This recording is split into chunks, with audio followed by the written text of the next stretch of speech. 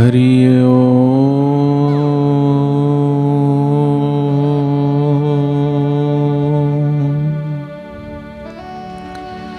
शांति, गहरी शांति। शांत होते जाएं, निर्विचार होते जाएं।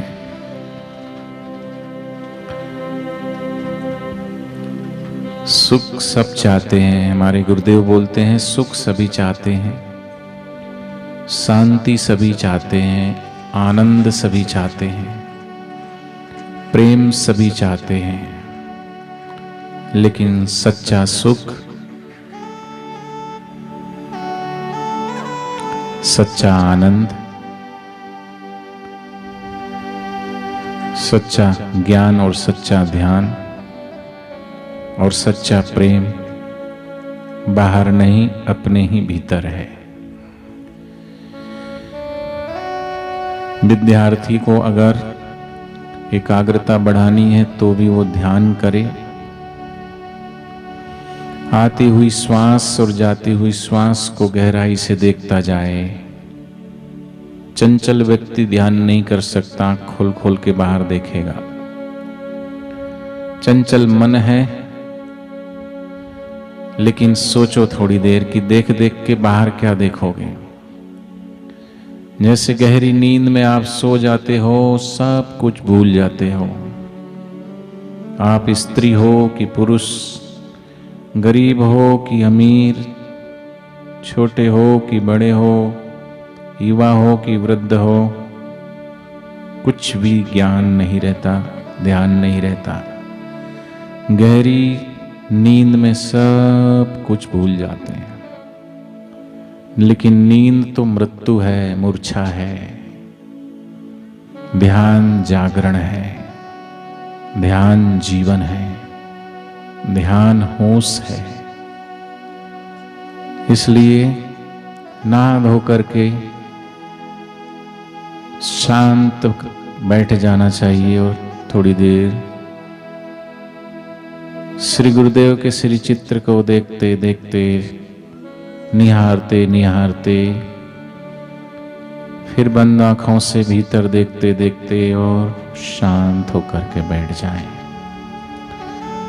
अब जब शांत होकर के बैठेंगे, शरीर स्थिर हो जाएगा, मन भी शांत हो जाएगा। भीतर आती हुई श्वास और जाती हुई श्वास को महसूस करते जाएंगे तो ऐसा लगेगा श्वास को भी कोई देखने वाला है। जैसे स्वप्न में हम ही रहते हैं, ऐसा नहीं लगता कि हम स्वप्न देख रहे हैं। मैंने स्वप्न देखा, मैंने स्वप्न देखा।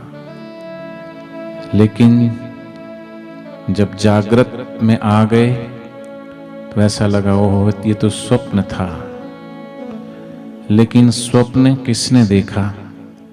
स्वप्न जिसको आया वो, और जिसने स्वप्न को भी देखा, उसका जो ज्ञान हुआ वो दो है कि एक है। इस भांति से शांत होकर जब हम बैठते हैं, सुबह से लेके शाम तक भागते रहते हैं, दौड़ते रहते हैं, भागते रहते हैं, दौड़ते रहते हैं, सच्ची शांति मिलती नहीं। हम शांति कहाँ ढूंढ रहे हैं? बाहर की भीतर। शांति धन में ढूंढ रहे हैं, लेकिन धनपतियों को शांति कहाँ?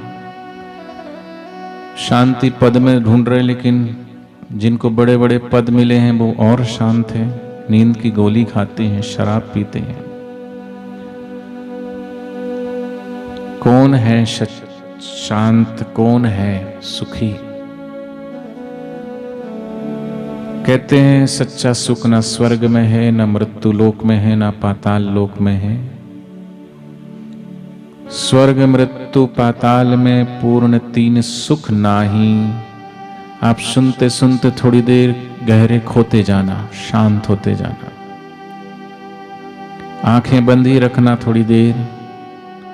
मन चंचल है, बाहर खोलने का मन करेगा लेकिन नहीं खोलना। हमारे अपने मन को कहना कि देख देख के क्या देखें। मीरा कहती है जगत के रंग क्या देखूं, तेरा दीदार काफी है। करूं मैं प्यार किस किस से, तेरा एक प्यार काफी है। जगत के साजबाजों से हुए हैं कान अब बहरे, कहां जाके सुनूं अनहद, तेरी झनकार काफी है। वो भीतर की झनकार जो हृदय से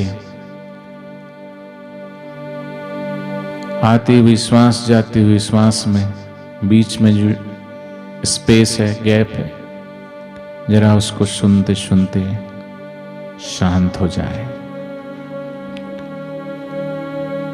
चंचल व्यक्ति बाहर आंख खोल खोल के देखेगा, लेकिन बाहर आज तक किसी को कुछ नहीं प्राप्त हुआ। हुए नैन जब बंद तब मिला वो आनंद, आया नजर नजारा भगवान का, हर जगह वो समाया, सारे जग को बताया, आई रोशनी थी आंखों में ज्ञान की, जर्रे जर्रे में है झांकी भगवान की, किसी सूझ वाली आंख ने पहचान की।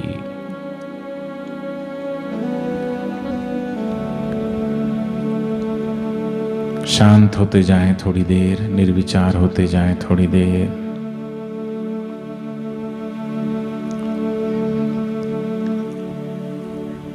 श्री आशा रामायण में हम गाते हैं,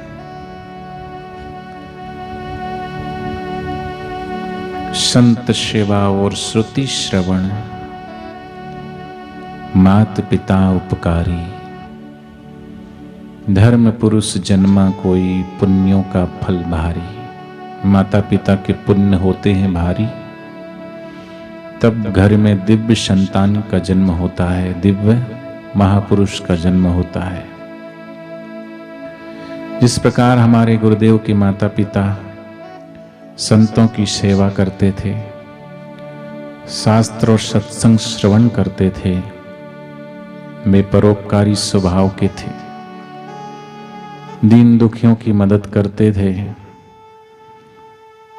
इन महान पुण्यों का ही फल था कि उनके घर इतनी पवित्र आत्मा हमारे सबके प्रिय पूज्य संत श्री आसाराम जी बापू जैसे धर्म के मूर्तिमान स्वरूप बालक का जन्म हुआ। और जन्मते ही पंडित ने भविष्यवाणी की, जिस प्रकार भगवान बुद्ध का जन्म हुआ तो भगवान बुद्ध के जन्मते ही राजगुरु ने भविष्यवाणी की कि ये महान त्रिलोक में इनका यश फैलेगा, ये मूर्तिमान यशस्वी या तो राजा होंगे अथवा तो राजाओं के राजा महाराजा होंगे। राजा तो एक देश का एक प्रांत का होता है, सीमा होती है, लेकिन महाराज वो जो महान राज्य जो सर्वव्यापक परमात्मा अखिल ब्रह्मांड नायक सर्वेश्वर परमेश्वर को पा लेना और वसुदेव कुटुंबकम की भावनाओं को जागृत करके, इसलिए इसी प्रकार बापूजी के लिए भी पंडित ने घोषणा की। पंडित कहा गुरु समर्थ को, रामदास सावधान, शादी फेरे फिरते हुए भाग छुड़ा कर जान। समर्थ रामदास जी की शादी का समय था, फेरे लेने की तैयारी हो रही थी। तभी पंडित ने सावधान शब्द का 3 बार उच्चारण किया। सावधान सावधान सावधान।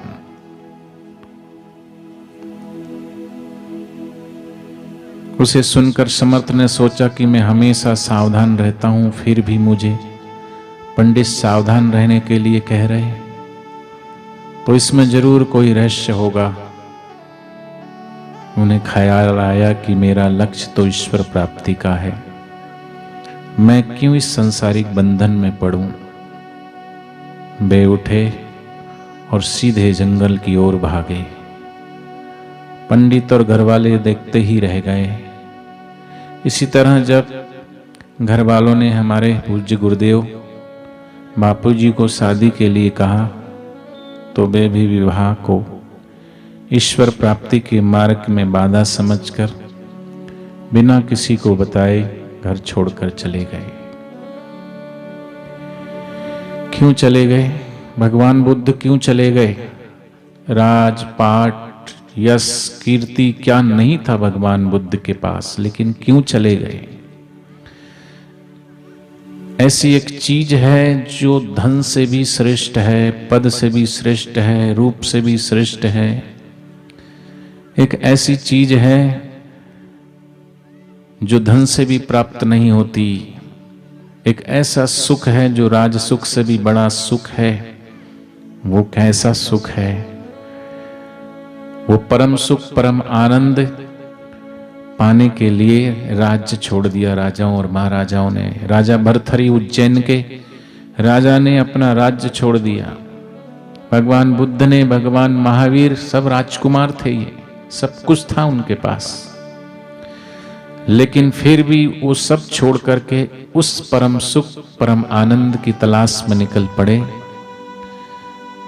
ऐसा सुख, ऐसा अमृत जो बाहर नहीं भीतर। कौन सा अमृत?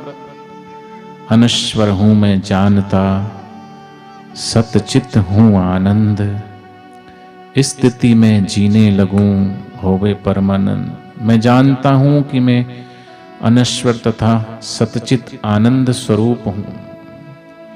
अपने आत्म स्वरूप में स्थित होकर ही जीने लगूं, तभी परमानंद प्राप्त होगा। उस परम आनंद को प्राप्त करने के लिए ही घरबार छोड़कर के महापुरुष चले जाते हैं, और उस परम आनंद, परम लक्ष्य को पाने के लिए ही मनुष्य जीवन है।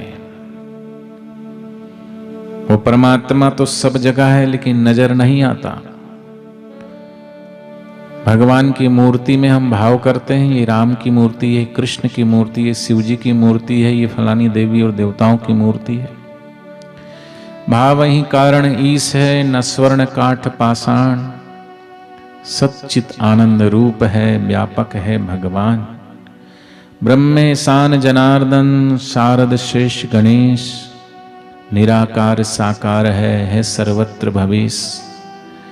भावनाओं के कारण ही ईश्वर है ना कि स्वर्ण और काठ या पत्थर की प्रतिमा। इन सब में भावना ही करते हैं हम। पुजारी भावना करता है, भक्त भगवान की मूर्ति के आगे हाथ जोड़ता है, नतमस्तक होता है, लेकिन कई बार चोर तो मंदिर में चोरी करके भाग जाता है, क्योंकि उसकी भावना नहीं है। उसके लिए वो पत्थर है, लेकिन भक्त के लिए पत्थर नहीं, वो भगवान की मूर्ति है। इसलिए कहा भाव ही कारण ईश है। अर्थात चाहे प्रतिमा सोने, लकड़ी या पत्थर की हो, परंतु उसमें ईश्वरत्व की भावना ना हो तो व्यक्ति के लिए वह केवल जड़ प्रतिमा है, ना कि ईश्वर। भगवान सतचित अर्थात सत्य, चेतन और आनंद स्वरूप है, सर्वव्यापक है, अर्थात सभी स्थानों में व्याप्त है। ब्रह्मा, विष्णु, महेश, महादेव, शारदा, मां सरस्वती, शेष, गणेश आदि का भी अधिष्ठान, उद्गम स्थान वही निराकार परमात्मा है। ये सभी उसी निराकार परमात्मा की सत्ता से ही साकार रूप धारण करके करते रहते हैं। वह परमात्मा सर्वव्याप्त है। इसी परम आनंद को जानने के लिए ही पूज्य बापू जी भी शादी के बाद घर गृह त्याग करके उस परम आनंद की तलाश में, और एक दिन पहुंच गए अपने गुरु साईं लीला शाह जी महाराज जी के चरणों में। आसोज सुद 2 दिवस संवत 2021, मध्याह्न 2:30 बजे मिला ईश से ईश। संवत 2021 की अश्विन मास की शुक्ल पक्ष की द्वितीया के दिन 2:30 बजे ईश्वर से ईश्वर का मिलन हुआ, अर्थात गुरु की कृपा दृष्टि और संकल्प मात्र से आंसुमल आज हम सब के पूज्य बापूजी अपने निज स्वरूप में जगे। ऐसे परम आनंद और परम ध्यान को पाकर के एक दिन ध्यानस्थ होकर के बैठे थे बापूजी। किसी ने बापूजी से प्रश्न किया कि महाराज,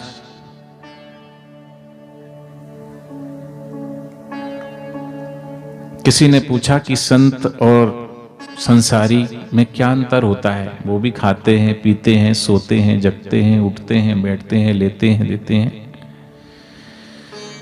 तो कहते हैं, एक दिन मनुक्ता गया, किया डिसा से कूच, आई मौज फकीर की दिया झोपड़ा फूक। बात उस समय की है जब पूज्य बापूजी डीसा की कुटीर में साधना करते थे और उस दौरान वे शाम को नियमित रूप से सत्संग भी करते थे। एक दिन सत्संग समाप्त होने के बाद पूज्य श्री से सरल हृदय से विनोद में लोगों ने पूछ लिया, क्यों भाई, संत भी अन्य संसारियों की तरह ही होते हैं ना? तब पूज्य श्री के कथन का भावार्थ कोई ठीक से समझ नहीं पाया। तब एक उद्दंड व्यक्ति ने कहा, हाँ क्या अंतर है? कुछ भी नहीं, दोनों एक ही है, एक ही है। ये जवाब सुनकर पूज्य बापूजी कंधे पर से चादर उतारकर मात्र नीचे की कौपीन जांघिया पहने हुए उस समय अवधूती मस्ती में वहां से चल दिए। तो संतों और महापुरुषों को किसी भी व्यक्ति, वस्तु या स्थान से मोह नहीं होता। वो आते हैं विरक्त होते हुए, निवृत्ति प्रधान होते हुए भी समाज की सेवा के लिए हम सबके बीच में आते हैं। जैसे हनुमान जी देखो, रामचरित सुनवे को रसिया, राम लखन सीता मन बसिया। खुद निवृत्त है, खुद ब्रह्मचारी हैं, सन्यासी हैं, फिर भी गृहस्थ में रहने वाले निवृत्ति प्रधान होते हुए प्रवृत्ति प्रधान की सेवा में करते हैं। उन महापुरुषों की करुणा कृपा देखिए, ध्यान से सुनना सभी, कि महापुरुष उस परम आनंद को पाकर भी वो चाहे तो गिरी और गुफाओं में एकांत में अपने ब्रह्मानंद की मस्ती में तल्लीन हो सकते, रह सकते हैं। फिर भी समाज की व्यथा और पीड़ा को देखकर उनका हृदय पीड़ित होता है, व्यथित होता है। वो सोचते हैं कि मैंने जो आनंद पाया है, मैंने जो प्रेम पाया है, मैंने जो शांति पाई है, क्यों ना वो शांति को मैं औरों तक पहुंचाऊं, क्यों ना उस आनंद को मैं बांटूं। क्योंकि महापुरुष कहते हैं, तरुवर सरोवर संत जन, चौथा वर्षे में है, परमारथ के कारणे चारों धरिया दे। तरुवर सरोवर, वृक्ष हमेशा स्वयं धूप सहते हैं, बारिश सहते हैं, आंधी और तूफान सहते हैं, लेकिन छाया दूसरों को देते हैं। फल लगते हैं तो फल भी दूसरों को ही देते हैं। सरोवर जैसे, सरोवर अपना पानी खुद नहीं पीता, सरोवर भी उसका पानी हमेशा दूसरे लोग पीते हैं। जैसे मेघ बरसता है, धरती की तपन को मिटाता है, ऐसे ही इस धरती पर जब जब प्रगटे संत जन, धन्य होए युग काल, जहां जहां विचरण करे होवे देश निहाल।